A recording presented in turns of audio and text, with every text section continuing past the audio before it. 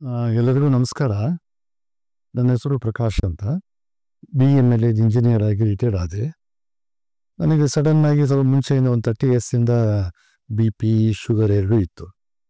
ಮೊನ್ನೆ 26th ಇರಬೇಕು mostly, last December. So ಅವತ್ತು ಇದ್ದಕ್ಕಿದ್ದಾಗೆ BP ಮತ್ತು ಶುಗರು ಸ್ವಲ್ಪ ಹೈಯರ್ ಸೈಡು ಲೋಯರ್ ಸೈಡ್ ಆಗಿ ಸಡನ್ನಾಗಿ ಭಾಳ ತೊಂದರೆ ಆಯಿತು. ನಾವಿರೋದು ಇಲ್ಲೇ ಹೊರಮಾವು ಬಾಣಸವಾಡಿ. ಬಟ್ ನನಗೆ ಮುಂಚೆಯಿಂದ ಸ್ಪೆಷಲಿಸ್ಟ್ ಹಾಸ್ಪಿಟ್ಲ್ ಚೆನ್ನಾಗಿ ಗೊತ್ತಿತ್ತು. ಆ ಹಾಸ್ಪಿಟ್ಲ್ ಅಂತ ಬಂದಾಗ ಈಗ ಟ್ರೈ ಲೈಫ್ ಅಂತ ಚೇಂಜ್ ಆಗಿತ್ತು. ಆ್ಯಂಡ್ ಬಿಲ್ಡಿಂಗ್ ಬೇರೆ ರಿನೋವೇಷನ್ ಆಗ್ತಾಯಿತ್ತು. ನಾನು ಬಂದು ಒಂದು ಸಲ ಯಾವ ವಿಸಿಟ್ ಮಾಡಿದ್ದೆ. ಬಟ್ ಈ ಸಲ ಅಂತೂ ಡಾಕ್ಟರ್ ಕಾಂಚನ್ ಅಂತ ನೋಡಿದೆ. ಅವರು ಮುಂಚಿನ ಒಂದು ಸಲ ನನಗೆ ಟ್ರೀಟ್ಮೆಂಟ್ ಮಾಡಿದರು.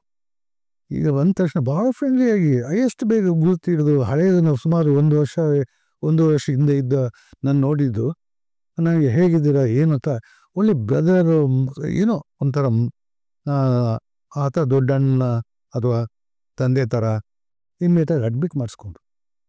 ಎಂಥ ಟ್ರೀಟ್ಮೆಂಟ್ ರೀ! ನಾನು ನಿಜವಾಗ್ಲೂ ಅಂದ್ಕೊಂಡೇ ಇಲ್ಲ ಹಾಸ್ಪಿಟ್ಲ್ ಈ ಥರ ಹೋಮ್ಲಿ ಟ್ರೀಟ್ಮೆಂಟ್ ಇದೆ ಅಂತ. ನಾನು ಅಂದ್ಕೊಂಡೇ ಇಲ್ಲ. ನಾನು ಹಾಸ್ಪಿಟ್ಲ್ ಇದೀನಿ ಅಂತ ಅಂದ್ಕೊಂಡು ನಾನು ಇರಲಿಲ್ಲ. ಆಲ್ರೆಡಿ 10 days ನಾನು ಮನೇಲೇ ಇದ್ದೀನಿ, ನಮ್ಮ ಫ್ರೆಂಡ್ ಜೊತೆ ಇದ್ದೀನಿ, ನಮ್ಮ ಫ್ಯಾಮಿಲಿ ಜೊತೆ ಇದ್ದೀನಿ. ಆ ಥರ ನನಗೆ ಬೇಸಿಕಲ್ ಆ ಥರ ಕಾಣಿಸ್ತು.